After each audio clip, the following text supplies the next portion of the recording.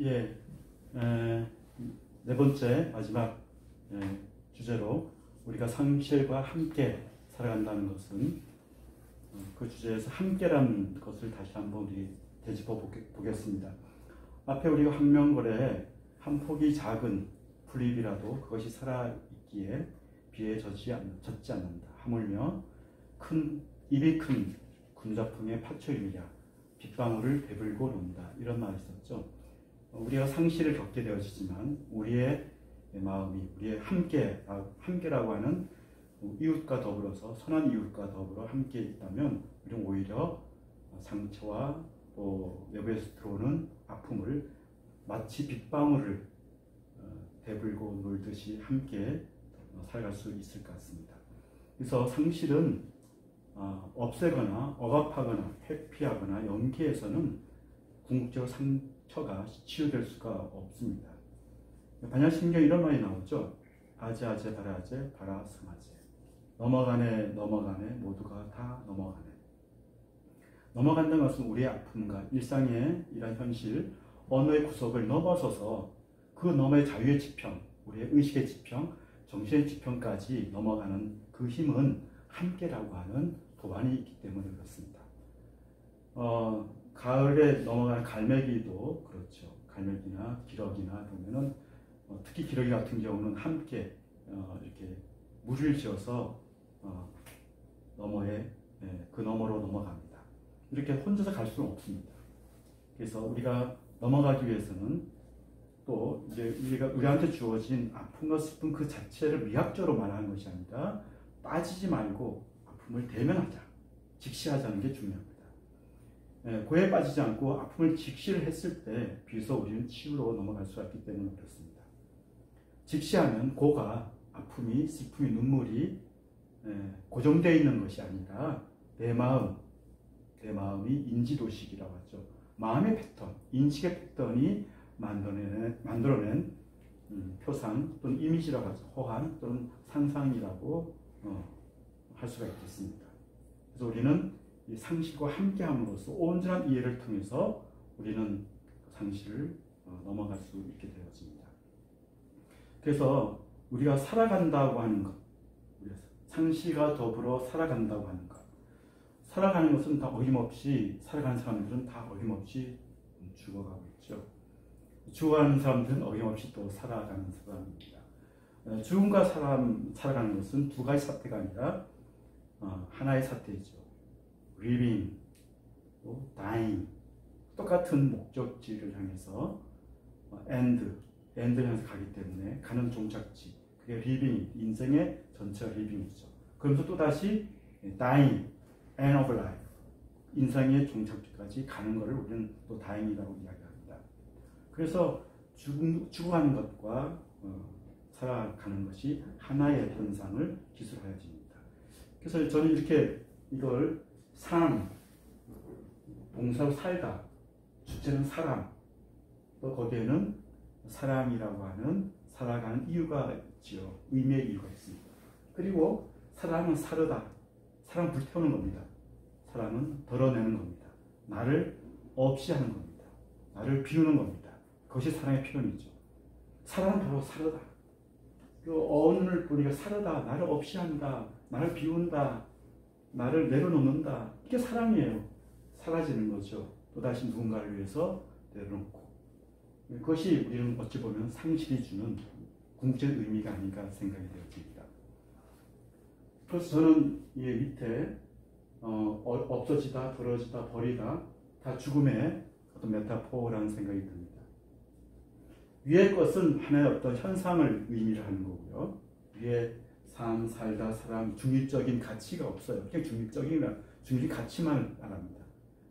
호호, 좋고 나쁨이 없이 있는 그대로 중립적인 그런 상태를 말하는 거죠. 근데 밑에는 오히려 마음을 가난히 하다, 자기를 없이 하다, 마음을 굶긴다, 없이 계시는 분, 이런 표현이 있거든요. 이것은 우리의 주체가, 우리의 능동적인 자신의 책임과 선택에 의해서 더 이상 상실을 맞이하고 상실을 필연적인 상태에서 예속되어지는 것이 아니라 내가 상실을 오히려 내려놓는 거죠.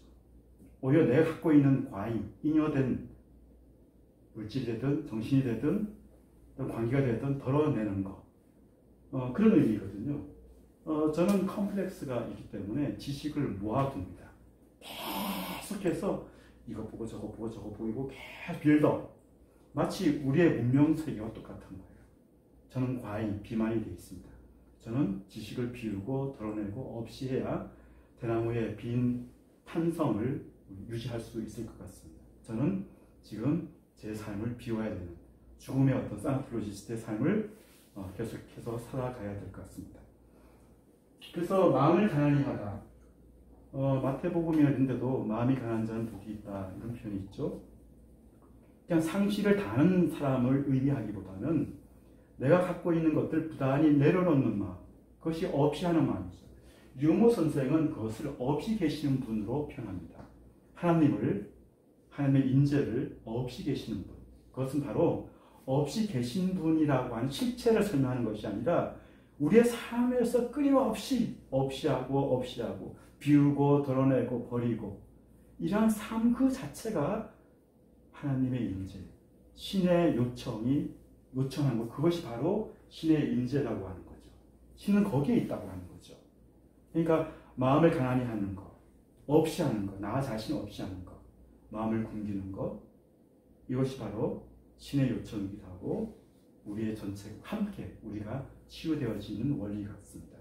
제가 여기 보면은 무기, 오상아, 무와 기일. 무기는 나를 없이 하다는 말이거든요. 이건 장자의 표현입니다. 그리고 오상아, 나는 나를 장사 지냈다. 여기 오하고 여기 아는 달라요. 이는 주체고 이 아는 에고를 말합니다. 욕심, 자기 중심적인 생각을 매장하고 버리는 아가 있어요. 우리는 나 안에는 나가 많아요. 그죠? 자기 독립시하는 에고의 마음에 소위 나가 있고 이것을 끊임없이 버리고 덜어내는 주체적인 나가 있다는 거죠. 그리고 무아, 끊임없이 알을 피우는 것. 알을 무아라는 말이나 무기라면 똑같은 말이죠. 중요한 것은 무아나 오상아나 무기는 무라는 것이 하나의 결정된 하나의 사건이 아니라 우리가 살아가면서 끊임없이 비우고 실존적인 재기적 동사로 표현이 되어야 합니다. 만약에 무가 하나의 무기, 무아, 우리가 불교에서 무아, 무상, 무명, 하나의 정태적인 실체적인 명사로 만들어낸다면 이미 그 종교는 비즈니스의 종교가 될 것입니다. 오늘 불교가 살려면 그리고 기독교가 살려면 종교가 살려면 끊임없이 내 자신을 비우고 알을 끊임없이 장사 지내고 이러한 어떤 동사적인 제기적 실천이 따르지 않는 무를 동사로 해석해야 되지 이거를 실체적인 명사로 해석해서는 더 이상 안 됩니다. 그래서 길, 논에 나오는 논에 나오는 말인데요. 군자에게는 매일이 길이다. 매일이 제삿날이라는 뜻이에요. 길, 오늘은 아버님 기일이야. 제삿날이라는 뜻이죠. 군자에게는 기일이 있다. 바울도 나는 매일 죽는다. 죽음과 기일, 제삿날을 내 삶으로 제기적, 실제적 삶으로 전환을 했을 때 그때 우리는 상실을 적극적으로 극복할 수가 있습니다. 그러니까 우리는 상실 앞에 필연적인 개체적 존재가 아니라 피투성으로 거기에 걸리는 존재가 아니라 상실을 오히려 덜어내고 비우고 더 무소유적인 삶으로 전해하는 것이 오히려 소유된 것을 덜어내는 것, 버리는 것 이런 실전적인 삶에서 구체적인 능동적인 전환이 궁극적으로 치유적인 삶으로 가게 된다는 거죠.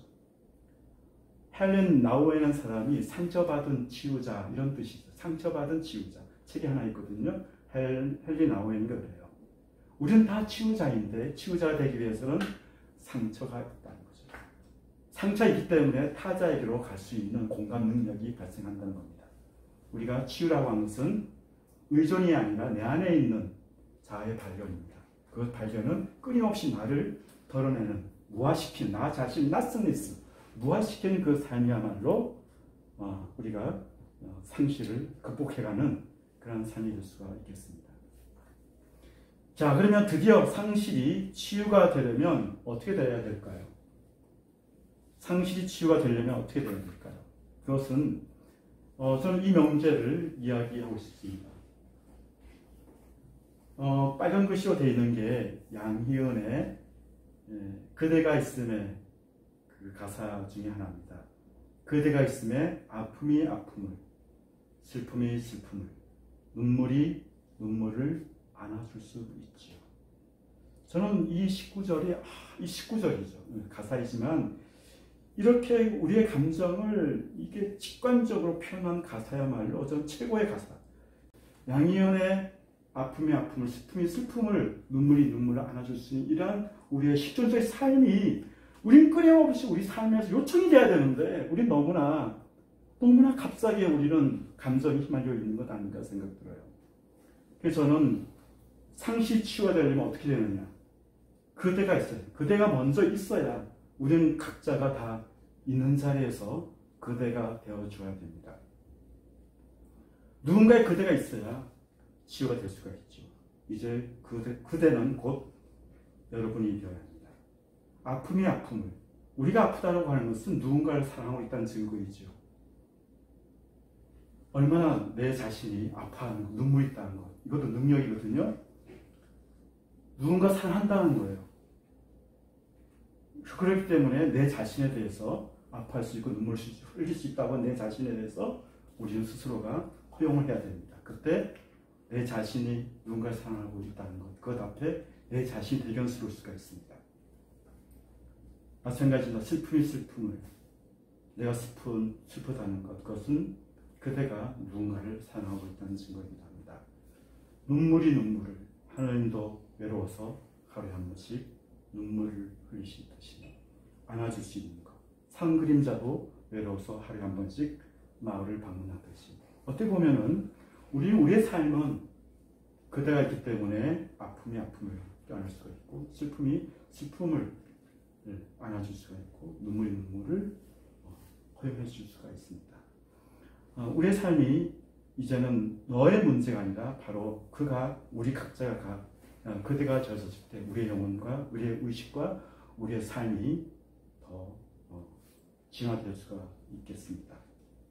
만약에 눈물 대신에, 아픔 대신에, 슬픔 대신에 다른 대체물이 또는 또 억압이 되거나 회피가 되어진다면 우리의 영혼은 곧 사물화가 될 것입니다. 이제 우리는 각자가 다 그대가 되어줘야 할 것입니다. 저는 그런 의미에서 비트겐슈타인과 케르케고르가 또 하이데거가 이야기한 불안, 외로움이야말로 인간이 미치는 근본 정석, 그룬드스티뭉이다. 그룬드스티뭉이라는 이 단어는 독일어 단어인데요.